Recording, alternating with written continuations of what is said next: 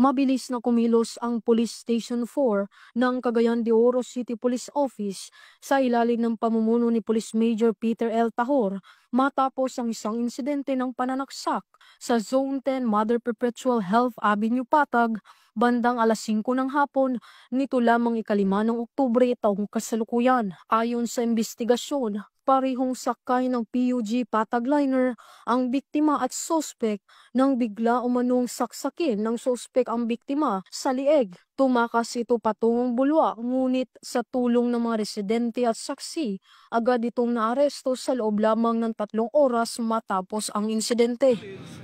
Kita ni sila upuan, kita ni sila na westbound terminal uwing sa universidad ko.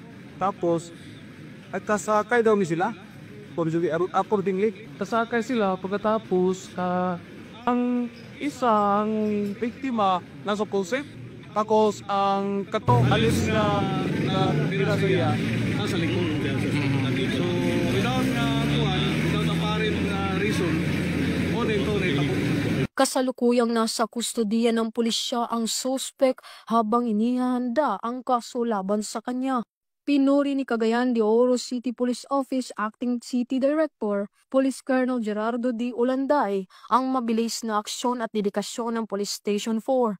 Patuloy na nananawagan ang Cagayan de Oro City Police Office sa publiko na makipagtulungan sa mga otoridad upang mapanatili ang kapayapaan at kaligtasan sa lungsod. Mula dito sa Northern Mindanao, ako New Police News Network, Correspondent Patrol Vumanda Nessa Verdos, alagad na batas taga-taguyod ng Balitang Pulis.